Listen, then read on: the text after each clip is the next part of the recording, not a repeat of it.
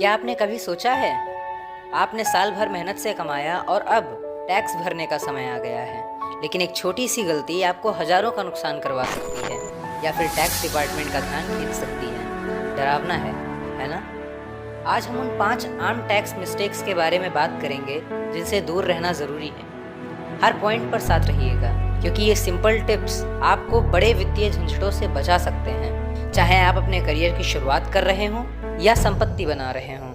Tax आपके वित्तीय सफ़र का हिस्सा है, पर अफसोस बहुत से लोग बार बार वही गलतियां करते हैं। तो चलिए पहली गलती से शुरू करते हैं। यकीन मानिए, इसे नज़रअंदाज नहीं करना चाहिए। मिस्टेक नंबर 1, सभी इनकम सोर्सेज को रिपोर्ट ना करना। पहली और सबसे बड़ी गलती, अपनी सारी इनकम को रिपोर्ट नहीं करना। ज़रा सोचिए, क्या आपके सेविंग अकाउंट से ब्याज आता है या कोई साइड प्रोजेक्ट से कमाई, चाहे छोटी लगे, सब बताइए।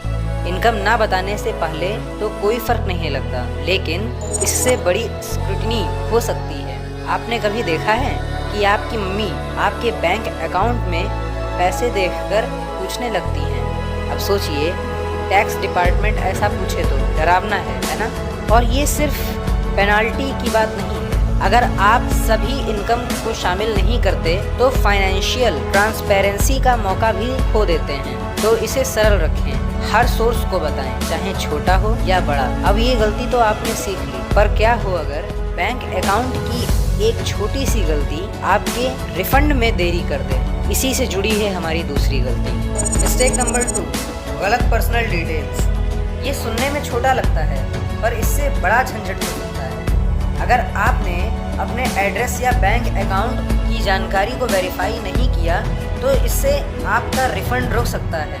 सोचिए, आप टैक्स रिफंड का इंतज़ार कर रहे हैं और पता चला कि वो गलत IFSC कोड की वजह से साइबर स्पेस में खो गया। सही मायनों में सरप्राइज मनी, है ना?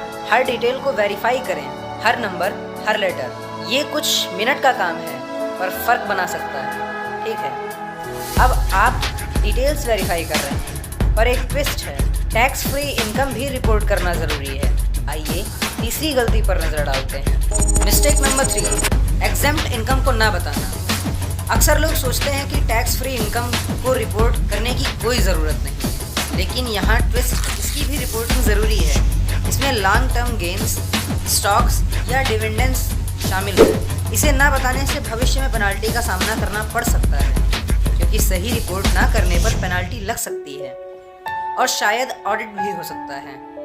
हर इनकम का हिसाब रखें, चाहे उसमें छूट मिले या ना मिले।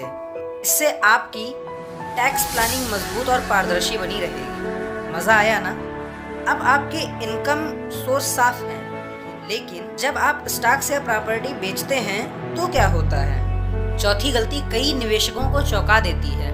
मिस्टेक नंबर 4, कैपिटल गेन्स को ना समझना। यह एक गलती है जिसे युवा निवेशक अक्सर अनदेखा कर देते हैं। प्रॉपर्टी या स्टॉक्स बेचते समय होने वाले कैपिटल गेन्स टैक्स का ध्यान रखना ज़रूरी है। जी हाँ, ये भी टैक्स में गिना जाता है। अक्सर लोग सोचते हैं कि प्रॉपर्टी बेचने के बाद बस मुनाफा हाथ में रख सकते हैं, पर असल में इससे जुड़े टैक्स भी देना होता है। तो अगर आपको कम टैक्स देना है तो सही समय पर प्रॉपर्टी बेचने की योजना बनाएं। हमेशा याद रखें, टैक्स की बचत भी आपके लाभ का एक हिस्सा है। अब आपने कैपिटल गेन्स का हिसाब रखा, लेकिन अगर मैंने कहा कि बहुत से लोग टैक्स डिडक्शन के पूरे लाभ नहीं लेते।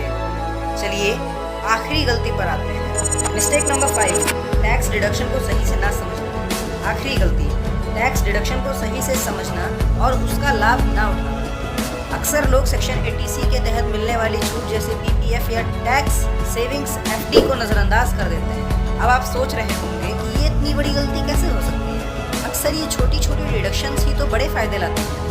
अपने टैक्स कंसल्टेंट से चर्चा करें और देखिए कि कहाँ आप छूट का लाभ ले सकते हैं। इससे आपका टैक्स बिल घट सकता है और सेविंग्स बढ़ सकती है। दोस्तों, ये थी 5 सामान्य टैक्स मिस्टेक्स जिनसे बचना ज़रूरी है। अब अगर आप इनसे बचते हैं तो आप अपने पैसे ही नहीं बचा रहे हैं, बल्कि अपने भविष्य को भी सुरक्षित बना रहे हैं।